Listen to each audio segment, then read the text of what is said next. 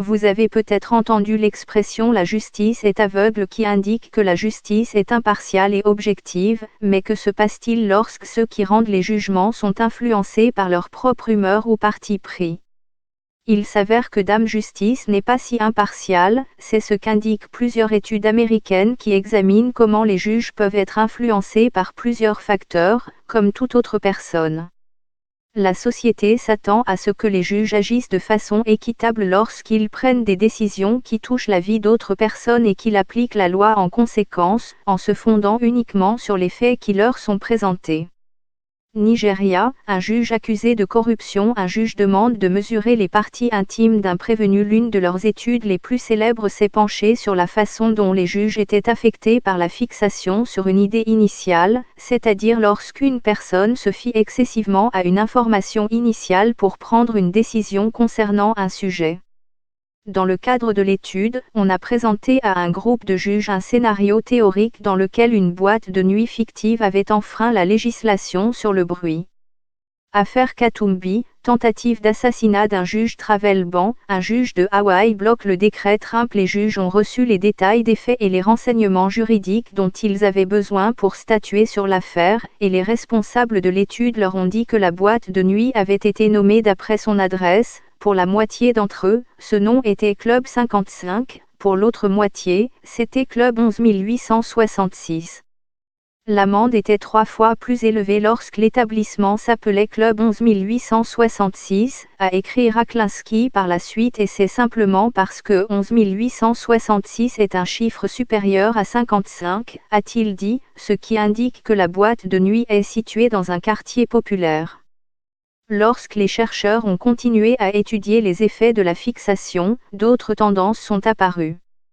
Dans un autre scénario, les juges ont été invités à condamner 2 personnes dont les crimes justifiaient des peines d'emprisonnement différentes, 1 an de prison et 9 ans de prison.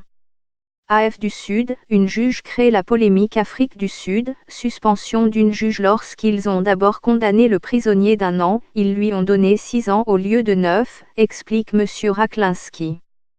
Parce qu'ils venaient de condamner quelqu'un à 1 an, 9 ans, c'était beaucoup, alors ils ont baissé la peine pour le second prisonnier. Mais lorsque nous avons renversé l'ordre avec un autre groupe de juges et qu'ils ont d'abord condamné le prisonnier de 9 ans, ils lui ont ensuite donné une peine de 2 ans parce qu'1 an ne semblait pas suffisant. Les nombres se fixent l'un sur l'autre.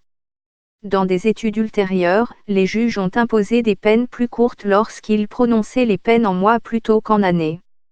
Ils ont également accordé des dommages-intérêts compensatoires plus élevés lorsqu'ils ont été informés d'un plafond sur les dommages-intérêts et ont été influencés par la référence d'un demandeur à un montant de dommages-intérêts vu dans une émission télévisée.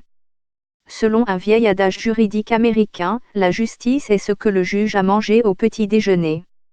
Nous aimerions peut-être croire que les magistrats expérimentés ne seraient pas influencés par quelque chose d'aussi trivial que l'heure des repas, mais encore une fois, les études indiquent que cela influe.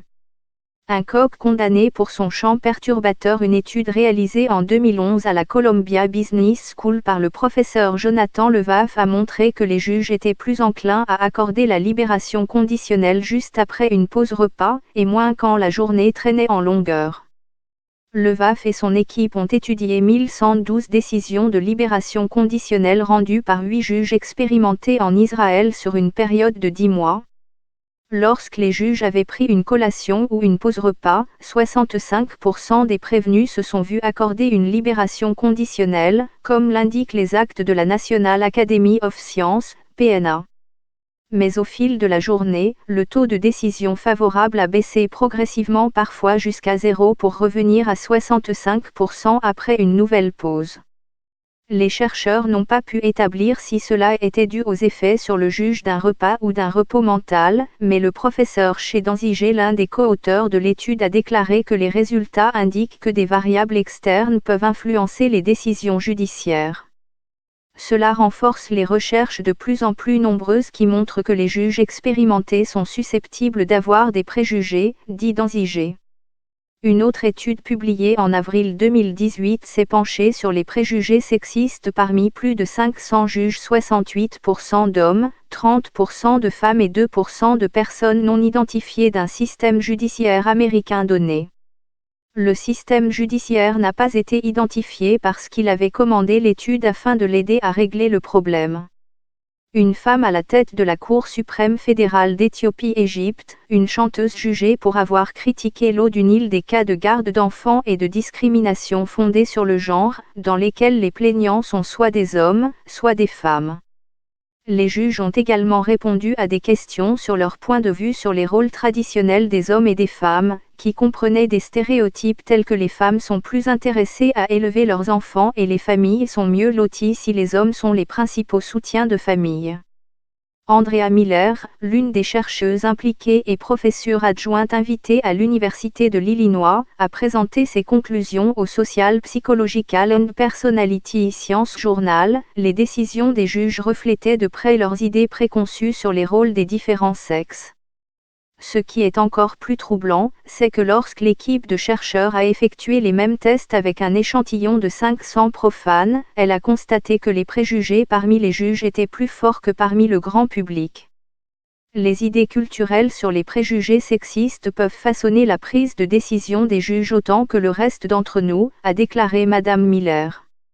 De plus en plus de recherches montrent aujourd'hui ce qui ne devrait peut-être pas surprendre, les juges sont aussi des êtres humains.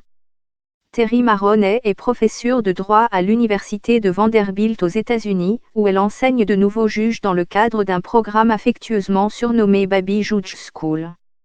L'initiative a été créée par le Congrès américain dans les années 1960 pour s'assurer que les gens ont les bases nécessaires pour faire leur travail, a déclaré Jérémy Fogel, directeur du Centre judiciaire fédéral et organisateur de la formation, à Associated Press. En France, Nicolas Sarkozy bientôt jugé pour corruption. Un magistrat équato-guinéen meurt en détention depuis 2013. On apprend aussi à ces juges à faire attention à la façon dont leurs émotions peuvent affecter leurs décisions, a déclaré Maroney au journaliste financier Michael Lewis dans son podcast Against the Rule.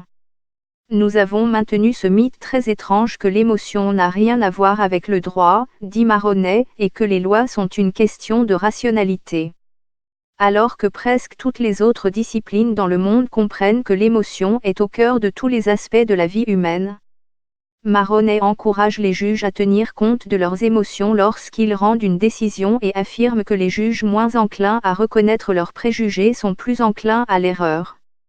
Il explique que la question n'est pas de savoir si les juges sont partiaux, mais s'ils peuvent s'assurer que les gens ne sont pas affectés par leurs préjugés. Dans un article pour le Collège national de la magistrature, il a rappelé le cas d'une fillette afro-américaine de 12 ans qui prétendait avoir été violée par 5 adolescents noirs. Le juge Redwin, qui a des racines indiennes mais qui décrit son éducation comme étant plus proche de celle de l'élite blanche américaine, a admis qu'il se trouvait instinctivement incapable de juger équitablement les garçons noirs qui se tenaient devant lui et voulaient prendre la défense de la fille. Mais au fur et à mesure que le procès se déroulait, le jury, qui était pour la plupart afro-américain et qui n'était pas affecté par son parti pris particulier, a pu voir les choses d'une manière plus nuancée. Plusieurs témoins ont été convoqués et le tribunal a pu établir que l'affaire n'était pas ce qu'elle semblait être au départ. J'aurais pu facilement laisser mes préjugés contribuer à créer plusieurs graves erreurs judiciaires, a déclaré le juge. Soutenant que les préjugés sont une caractéristique apprise, il a ajouté « Aujourd'hui, quand je juge, je m'efforce de désapprendre ces leçons.